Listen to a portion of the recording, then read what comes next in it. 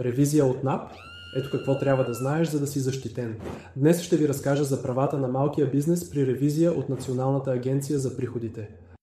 Първо, право на предварително уведомление. НАП трябва да ти изпрати заповед за ревизия, но в редки случаи могат да влязат без предупреждение. Второ, право на представителство. Не си сам. Имаш право на счетоводител или адвокат. Ако нещо не ти харесва, подай възражение.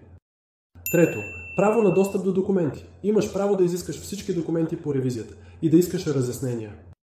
Четвърто, право на спазване на срокове. Ревизията трае до 3 месеца, но може да се удължи до 6. След това 14 дни за възражение. Пето, право на обжалване. Не си съгласен? Имаш 14 дни да обжалваш пред НАП. Ако пак не стане, директно в съда. Шесто, право на мотивирани изводи. НАП не може да ти начисли произволни задължения. Всичко трябва да е аргументирано. Седмо, право на защита от злоупотреби. Ако инспекторите нарушават правилата, подаваш жалба. Знанието е сила. Ако това видео ти беше полезно, сподели го, за да знаят повече хора как да защитят бизнеса си.